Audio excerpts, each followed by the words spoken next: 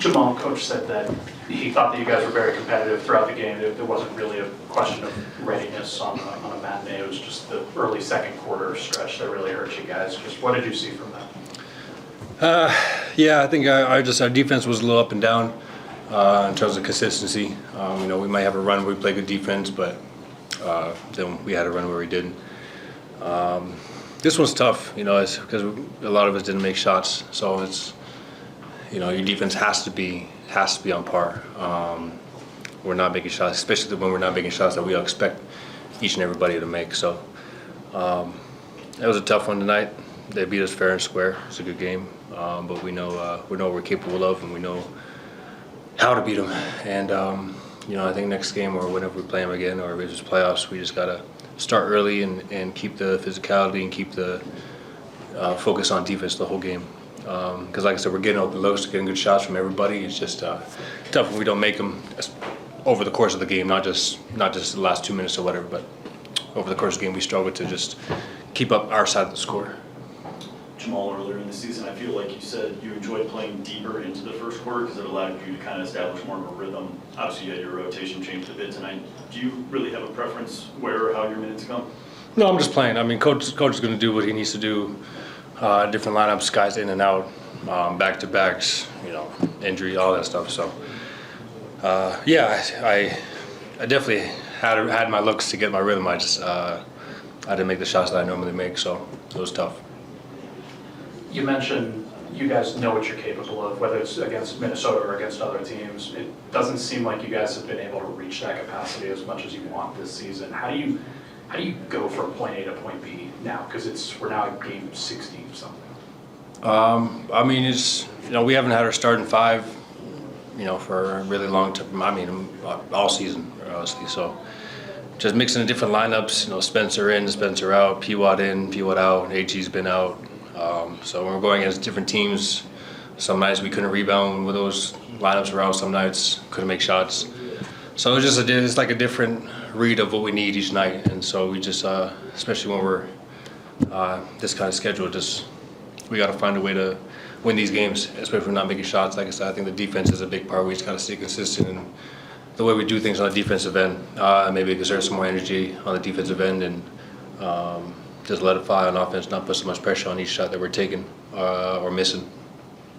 How do you feel like the experience that you guys have as a group, and particularly you and Yoke, can help through some of these adversity moments that you're facing lately?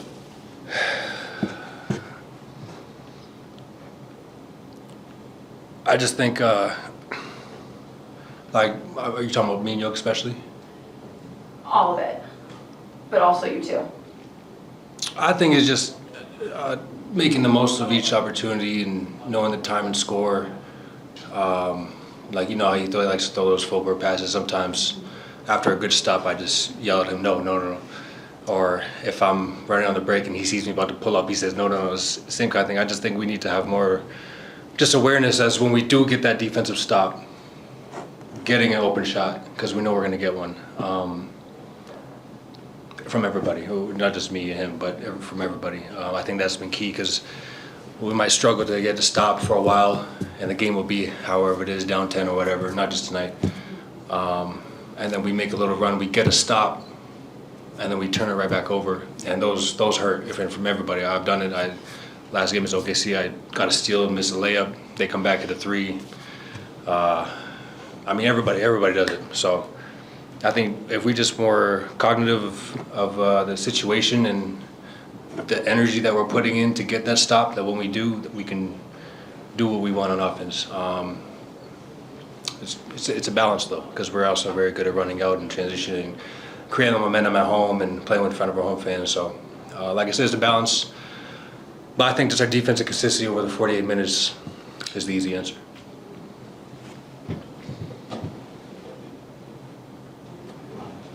Jamal, is there any sort of extra frustration just in the fact that you guys have been such a good home team historically while you've been here? You've been such a good team closing historically while you've been here, and those are just two things that haven't gone your way this year. Yeah, for sure, it's frustrating. It's uncharacteristic, but it's okay. It's okay.